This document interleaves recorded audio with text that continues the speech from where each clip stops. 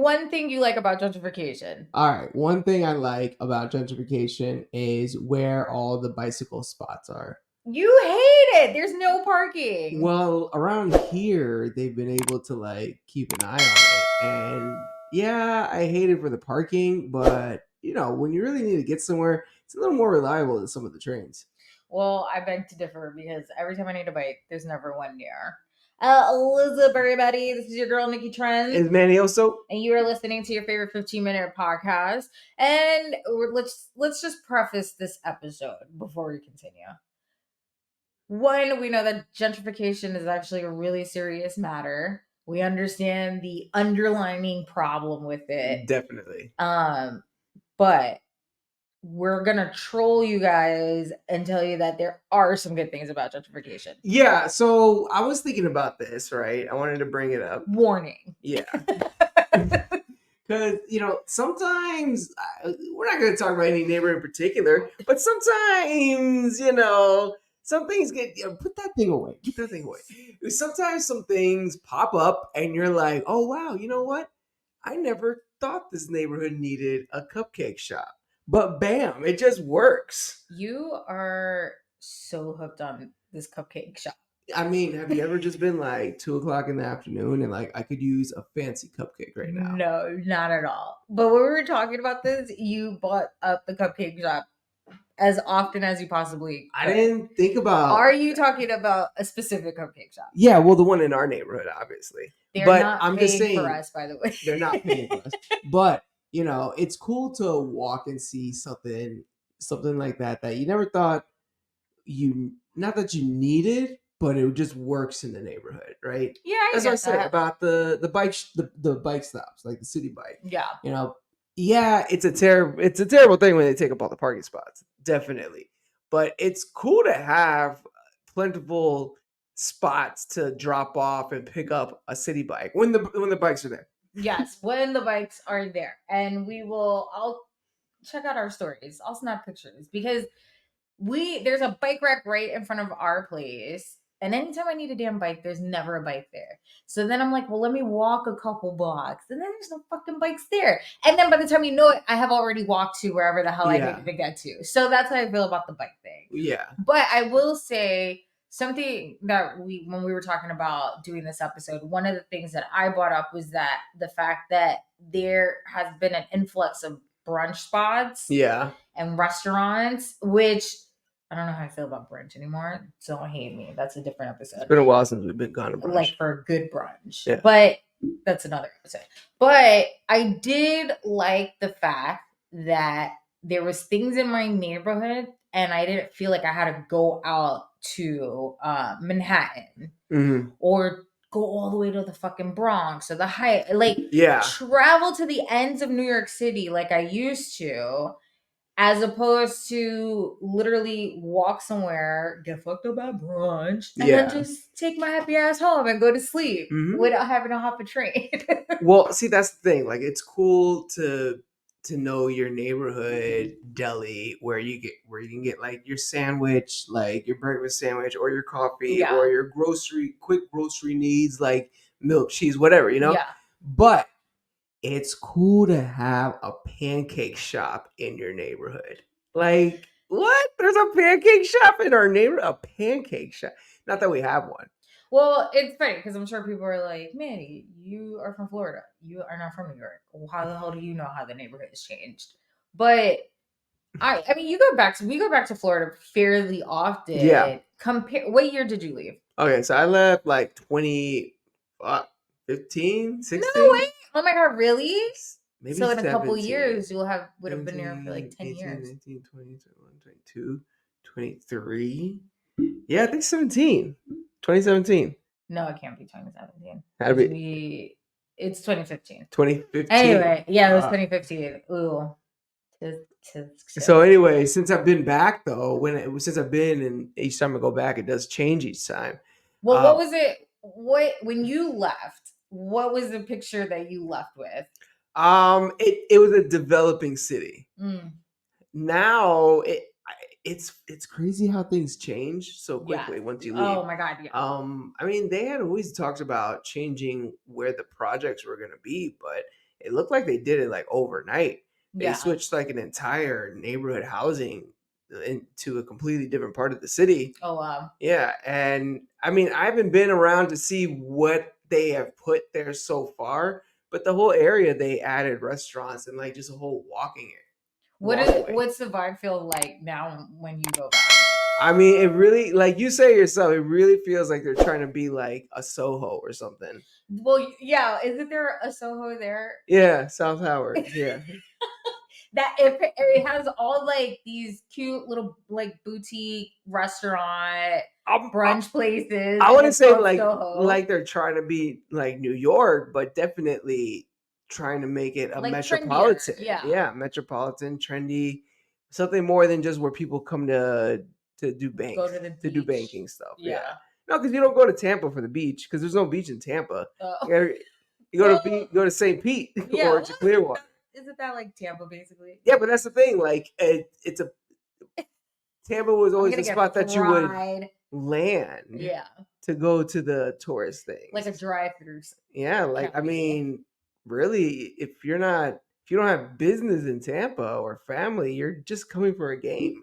Do you think that the success of Tampa Bay sports team has led to the fast gentrification of Tampa? Yeah, probably. Yeah, right. Yeah, definitely. Because you got to have things for people to want to stay more than just the weekend for. Yeah. You know, like they got to come for more than just the game. Yeah. You know, I mean, Florida's tourism is huge. Like you got to find that. I think it's getting harder and harder for people to make new things for people to want to come and see because it's really tough to want to go to Florida. We are gonna get like that's a conversation. We're gonna get crucified in the comments. Please don't hate us, but Florida, we love you. You know, I hear a lot of people complain about the scooter stuff out there. You know, I don't know if that's gentrification or if that's capitalism. I actually am curious as to why those scooters haven't made their way to New York, surprisingly. We've seen them in LA. We first saw them in LA. Yeah. And you know, anything that happens in LA eventually comes to all the other states. Yeah. So when we saw it in Florida, I was actually really shocked because there's no sidewalks really. Yeah. And I wouldn't necessarily feel comfortable on a fucking highway. They were asking us too. We were like, "Oh, you guys don't have these in New York?" And I was like, "No, I've seen them in LA, but not in New York. No, like that seems pretty dangerous in New York." That's a part of gentrification the people don't like. Yo, like scooters. in New York this year, I think by July, like by the summer, like 90 people got hit or something. Well, those are mopeds. Okay, but like in general, it was a car hitting a person on a bicycle. You know, imagine if you added those scooters to it. Okay, regardless of whose fault it is. That again, we're just making a bunch of different episodes within this episode because we have different opinions about bike riders versus people in cars. Okay, I gotta tell you, here is one cool thing about gentrification. I'm gonna get people are not gonna like me for this. We're gonna get trouble. Yeah. Okay. But a cool weed shop, not like these smoke shops, like a dispensary. I mean, like yeah, like a dispensary, a cool weed shop, like a comfy one, like one you can walk into. You don't gotta like talk to a person through glass, and they're not also selling like it's a gas station. Yeah, you don't like to feel like a perp when you are actually a consumer, a humble consumer. You might pay like maybe $5 more than you're paying at one of those smoke shops, but you know, you're paying for what you get. You get what you pay for with those places, and it's good stuff, and it's a comfortable experience. It's a transaction, not like get to the wall. Okay, you may enter. Like, okay, here comes the number. What's something? If you have a problem with what Manny said, please call this number. And what does that say? CO in care of Manny Oso. Yeah. Okay, they saw the phone number. They saw the phone number. I'm just saying, in case you have your own opinion about this. Okay, so out here in Ridgewood, as far as gentrification, in what's this? Brooklyn, Queens, area, Yes. what's something you've seen as far as an improvement? Oh. Okay. Maybe in hindsight, it's an improvement. Yeah. But like in the moment, I was a bit dramatic. So a couple of years ago, it must have been during the pandemic, Manny and I were out and about trying to like look for something to do. So we went to go grab drinks at a new brewery. Yeah. Brewery. I don't, Brewery. brewery. Brewery. And we, we're just walking, we were going to the usual spots, and we turned a block. There's this massive, like, gates, huge gates, and it almost looks like it just, I don't know, like give factory vibes for some reason. Oh, yeah. But it's actually a brewery. A brewery. Drink every time I have to say that. And it's actually really nice. It's almost like a greenhouse kind of thing. The vibe was pretty cool. Yes. But when I saw it, it was the first time I've seen it. And if you notice the block that it's on, it's a little not kept up well. Yeah. And I was like, what the fuck is this? I was like, first of all, you know how much parking this place is taking up on this neighborhood? One. Two, why, like, this looks pretty new, but then when you look at the block, everything looks really off. And then I was like, who are the people they're employing? They're employing people from this neighborhood. Yeah. And I was like, grr. And I was like a little upset about it. You know what's nuts too? We're not gonna name the spot, but the place you're talking about also, It's like, kind of cool. it is cool, but like I think one of the cool things about it that they planned on is that it's in a neighborhood like that, Right. and it plays off of the fact that it's a dingy neighborhood, and it's like, oh, this is cool. It's like so for the people, it just is the vibe, the feel. But all the people that when we went, all the people that were there, they were not from that neighborhood. They were taking up all the parking. Yeah. No, none of them. No, you could tell none of them were from that neighborhood, but they were there to soak up the vibes of the neighborhood. I mean, And so, like, I mean, I guess what I'm really saying with that is, like, I think there's a difference between capitalism taking over and gentrification. So I feel like with that, that's more they're capitalizing on the neighborhoods. Yeah. Chic, with like the appeal. Well, but that's what's crazy about it is that if you wouldn't want to walk down that neighborhood at night. Yeah. Like, it's not, especially if that place was closed. Right. It's not it's not an allure neighborhood. But I don't know. We don't know the people who were there, if they lived in the neighborhood or anything like that. I don't know. But it didn't feel like they did not live there. But it just felt very like I felt like I was in Williamsburg. Yeah. And so I was like really uptight about it. I was really upset about it. And then eventually I got over it. But then they are building this huge ass skyscraper of a fucking building right by the train. And on the side of the construction is coming soon Burlington Coat Factory. Yeah. And I was like, they are going to single-handedly shut down the whole block. 2/3 of this fucking avenue. It's like one of those movies or TV shows where they're like, oh no, we gotta save Main Street. Yo, it is literally opening on Main Street. And not only that, and I wanted to say this about the brewery. Yeah. The other thing that I was upset about is that it is like directly in front of somebody's house. Oh yeah. And then I remembered it's in the middle of a neighborhood. Yeah, like it.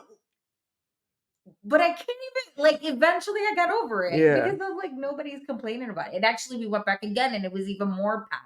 Yeah. And then you're kind of like, maybe people from the neighborhood are coming here. Let's hope that, Yeah. And then you're like, then I started feeling bad. Yeah. I was like, it's not a mom and pop shop. You could definitely tell they throw money at it. But it's like, who am I? This is an entrepreneur. Who am I? Yeah. It's like, what is it?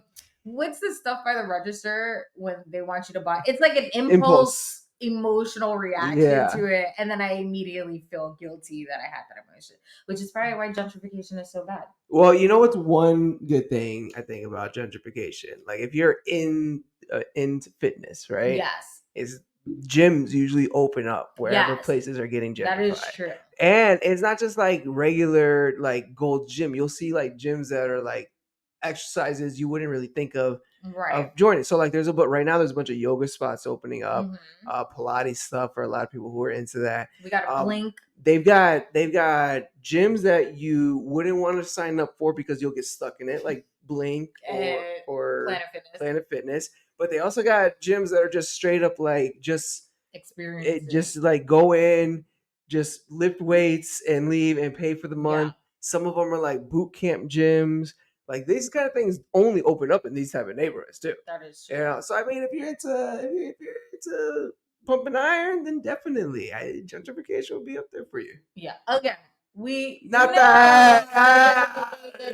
that, Yeah. but like there are Just go run a while. some perks of it. Like there are some perks of it. Yeah, some things happen. Just some things come with it, you know, like a new sandwich shop, you know, or a new like juicing place. They're opening up way too many like medical places around here, though. Oh yeah, like it's everything kind of it's almost a roller coaster effect, right? Yeah. So there was nothing ever here, and then it was like only shops and stuff like that, and then eventually they started to become like little chains, and now it's so oversaturated with nail salon next to 99-cent store, next to urgent care, next to 3 other clinics, across the street from a Dunkin', next to a cafe. There's no variety. There's no variety. There's no variety. All. Next to a smoke. Don't forget about the smoke shops in between. And then we were actually talking about this. Mm-hmm. It's great because these mom and pop shops open up and these restaurants and everything. When they open up a neighborhood, it's fun because it gives you something to do near home. But then eventually, I feel like once a neighborhood becomes popular, then chains start coming through. Yeah. And then eventually, like, the mom and pop shops lose customers. Yeah. And then the ones that stay suck ass. Mm-hmm. And you're like, you suck ass. How did you manage to stay open all this time? You know where I definitely see that? In pharmacies. Oh, really? When a Walgreens or a CVS opens, like that's awesome they're there. Yeah. And it sucks that it does shut down like the local. I've seen local pharmacies shut down and everything when one closes because a major one opens. But the ones that stay open don't act like they are like they need it, man. Like you see pharmacies close. This is why I go to Walgreens because pharmacies around here, they close by 3:30 if they feel like it. Yeah. Sundays, there's no consistency. People get sick on Sundays. Like, there's no consistency. Why? I don't understand it. Yeah, I don't get it. Like they don't have the things that you want. All their prices are like you really got to walk around and find the right price. Like they don't. Like they don't need it. It's like they lose like hope. There's not a Walgreens down the road. Yeah, I know, but we're also terrible people because we should be better about. Yeah. There's a pharmacy that opened up. You know, I don't know if that's not. That's for another episode. My laundry episode. Oh my god. Manny's got a laundromat girlfriend, guys. Is it gentrification if it's being run by a Spanish person? No. So that is just we're on the come up, right? Yeah, right. Because that person could be from this neighborhood. It's only gentrifying if get the sign ready. It's only gentrifying if a white person is coming in. Is that the thing? Is that what it is? Isn't that any case? Can Spanish people? No, I guess Americans can gentrify. I don't really know. You guys tell me. I want to know. What do you consider gentrifying? Can a Spanish person gentrify a black neighborhood? Can a marginalized person gentrify? Are we saying any neighborhood? Like, is it strictly a white thing that when white people move into a minority neighborhood, or can anybody? Is gentrification in general like anybody thinking they're improving something? You know, someone out there who studied this, let us know now. Yeah, right. But yeah, the rest of the stuff we got to talk about off air because we're gonna get in trouble and canceled. I think well now because you said that we're probably gonna get in trouble and canceled. No, guys, this has been a great episode. Yeah, honestly, go explore your neighborhoods. see what's out there, see what's changing. Go before they And close. yeah, go for the clothes. But if you want to know what we're up to, and because we post about our neighborhoods, I don't know if you care. You can find us on Instagram, TikTok, Facebook, YouTube at Bubble Bath Stories. You can find me. I got no time for this. Yeah, talk in the You mic. can find me. I got no time for this. And you can find me at Nicky Trendz on IG. And if you're looking to purchase some official merchandise, guys, we're trying to get rid of this shit. I think we're going to give another discount. So stay tuned for that. We're trying to get rid of this. We want a new drip in 2024. So let's buy this up. Christmas is coming up, y'all. You can find all that stuff at bubblebathstories.co. And if you're interested in leaving us a complaint, a compliment, a story, a talk, whatever, leave us a message by calling our Google line. Can you hold that up, sir? You got to be my Vanna White. The number's here, the number's down there, and we always post it. So don't worry, it is fully accessible. But until next time, Bye. bye.